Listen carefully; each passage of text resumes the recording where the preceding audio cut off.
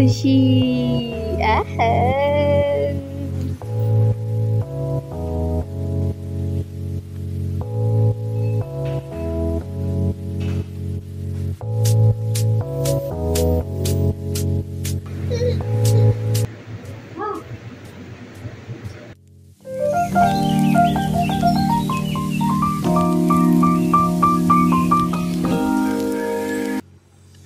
Welcome और welcome back to Subhajyoti vlogs and much more friends. तर इथून सुरुवात झाली आहे आता कामाची. म्हणजेच प्रिशू गेलेला आहे ॲज युजल शाळेमध्ये. त्याचा टिफिन रेडी झाला आणि सगळं त्याचं आवरलं आणि तो गेला.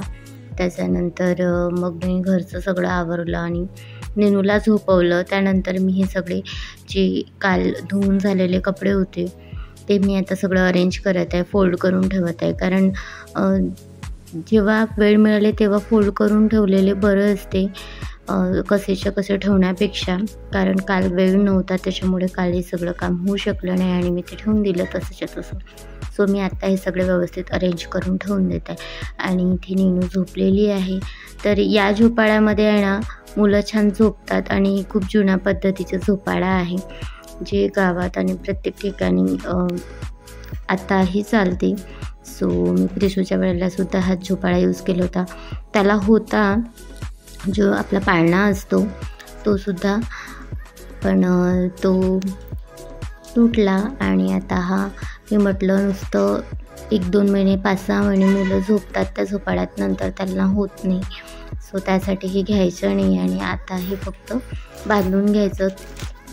बाळशाला आम्ही रेंटवर आणलेलं होतं. बाळशाचं व्लॉगसुद्धा मी सेंड करेन तुमच्याबरोबर. एखाद्या ब्लॉगमध्ये मी त्याचे क्लिप्स अपलोड करेन जे तुम्ही बघू शकाल. तर कमेंटमध्ये सांगाल जर तुम्हाला बघायचं असेल तर. इथे पार्सल आलं होतं डायपरचं, तर मी हे पॅम्पर्सचं डायपर यूज करते. याने काहीच प्रॉब्लेम मला आलेले नाही आहे. हे ॲलोवेरा जेल यामध्ये असते आणि बाळांना अँटी रॅश फ्री हे आहे.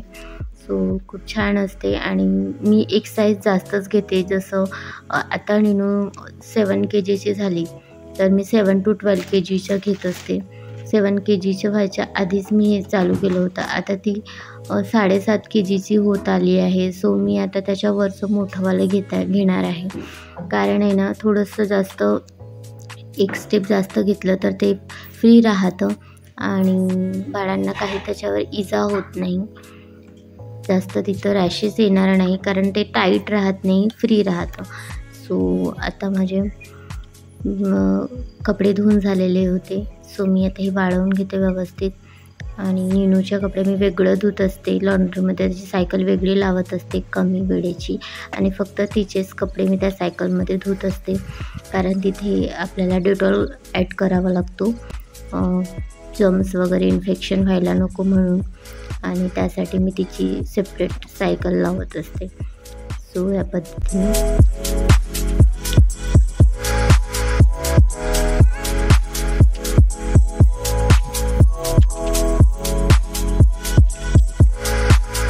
सो इथे कपडे वाळून झाल्यानंतर मी पुन्हा किचनमध्ये आले. कारण याने इतक्या फास्ट सगळे कामं आटपावं लागते जर नीनू झोपून असली तर. सो तिला मी तार लावून घेतलेला आहे तिला आवाज जायला नको म्हणून. आणि मग मी हे सगळे कामं आटपून घेत आहे.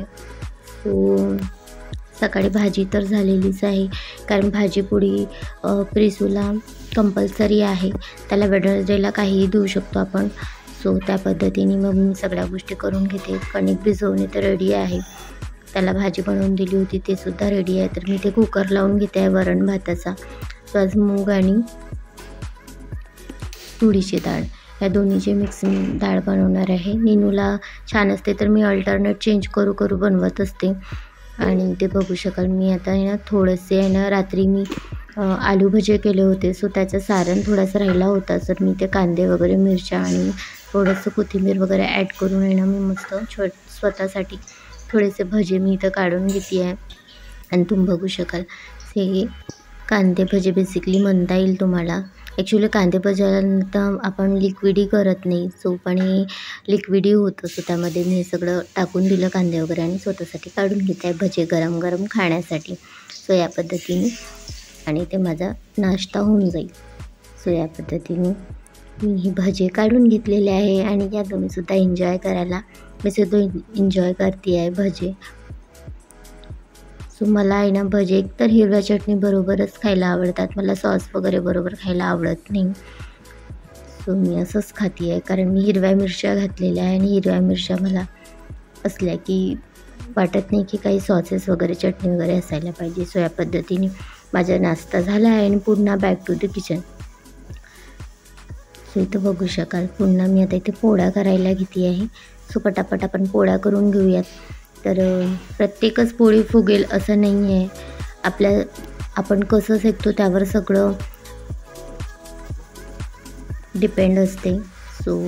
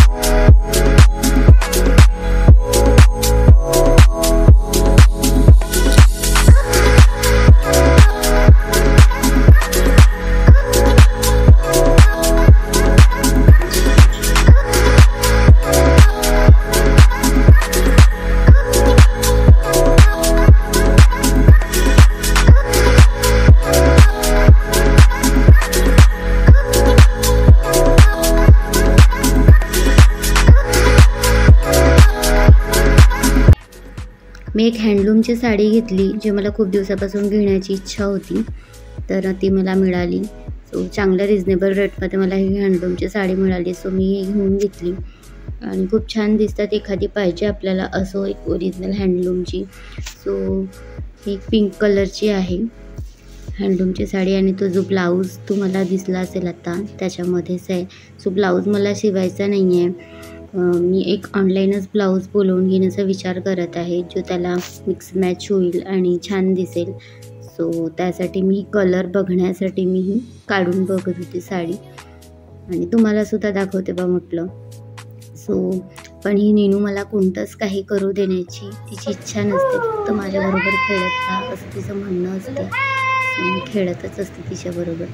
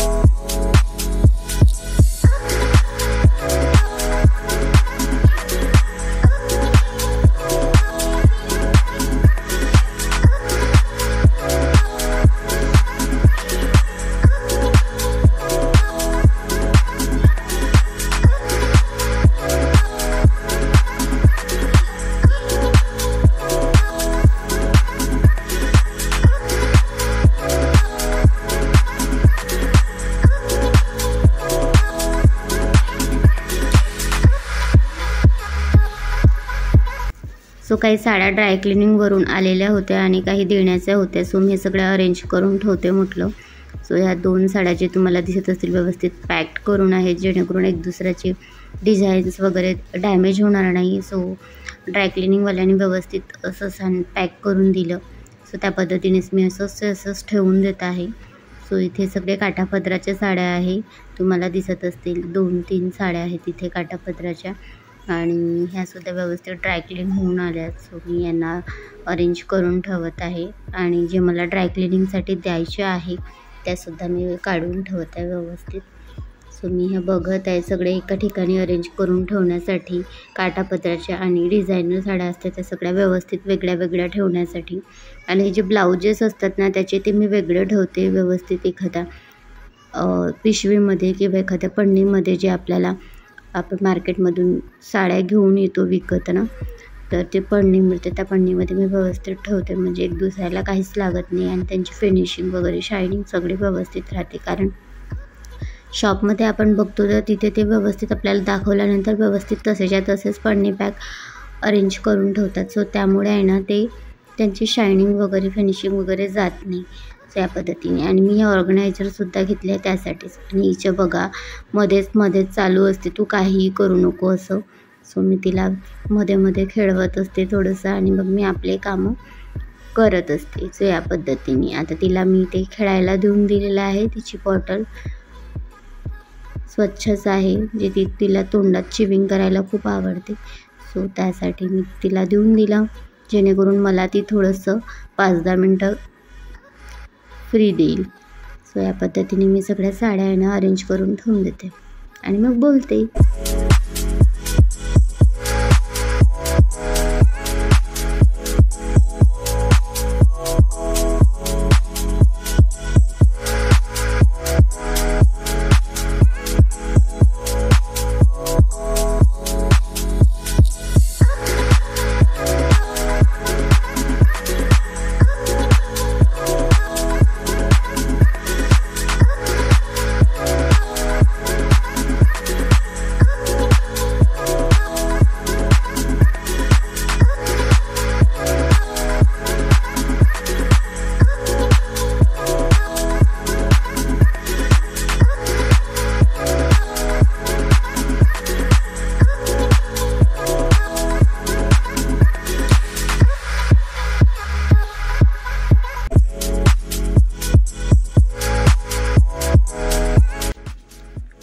आता ह्या साड्या आहे ना मला ड्राय क्लिनिंगला द्यायच्या आहे. 3 साड्या आहे, तर जवळजवळ 5 वर्ष झालेच आहे, 5-6 वर्ष ज्या मी ड्राय क्लीन केल्याच नव्हत्या.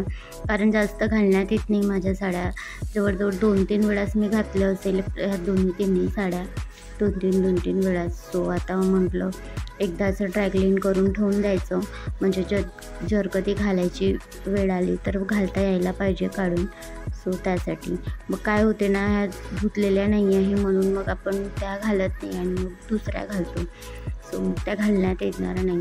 सो त्यासाठी मी आता सगळ्या साड्या जेवढ्या मला धुवायच्या आहे त्या मी टाकून देत आहे धुण्यासाठी, जेणेकरून मला वेळ आल्यावर कपाटातून काढून घालता येऊ शकेल. सो त्यासाठी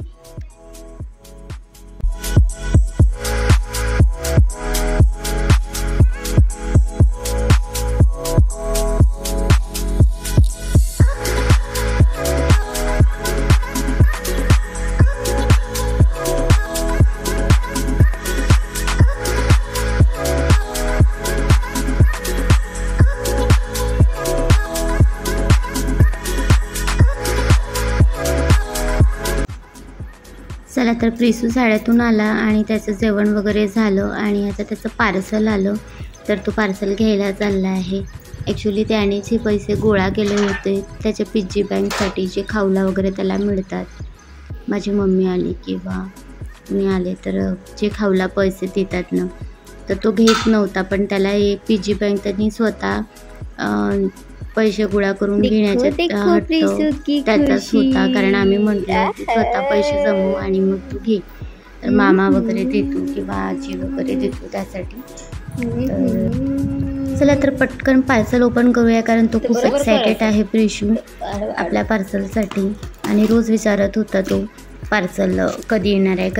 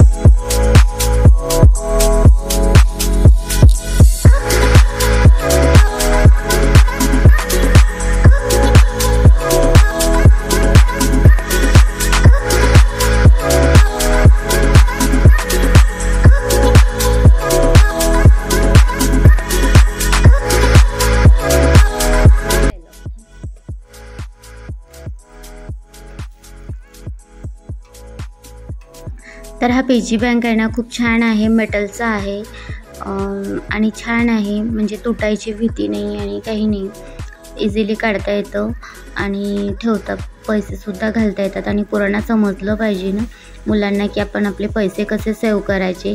सो म्हटलं आता तो 5-6 वर्षाचा होत आहे, तर त्याला शिकवायचे पैसे सेव्ह करण्यासाठी. आधी कुणाजवळून पैसे घेत नव्हता, आताही त्याला कुणाजवळून पैसे घेण्यासाठी नाही सांगितलेलं आहे. पण जर त्याला आम्ही कोणत्या गोष्टीसाठी तो चॉकलेट किंवा असं कोणतं काही घेऊन मागितलं तर त्याला त्याचे पैसे द्यायचे, पण त्याला ते जंक फूड खायला द्यायचे नाही. आणि ते पैसे तू सेव्ह करून ठेव, तुला जर खेळणं आवडलं किंवा कोणतं काही तर तू ते सेव्ह केलेल्या पैशांनी तू ते घेऊ शकशील. तर त्याला असं सांगितलं आहे. आणि त्याला अभ्यास करण्यासाठी सुद्धा मग आम्ही म्हणतो की जर तू स्वतःच्या मर्जीने काहीतरी चांगलं करशील तर तुला पैसे मिळतील, तर ते तू सेव्ह करू शकतो. चला, तर तुम्हाला आजचा व्हिडिओ कसा वाटला मला कमेंटमध्ये नक्की सांगा. भेटूया अशा छानशा व्हिडिओमध्ये पुढच्या व्हिडिओमध्ये. So bye, take care.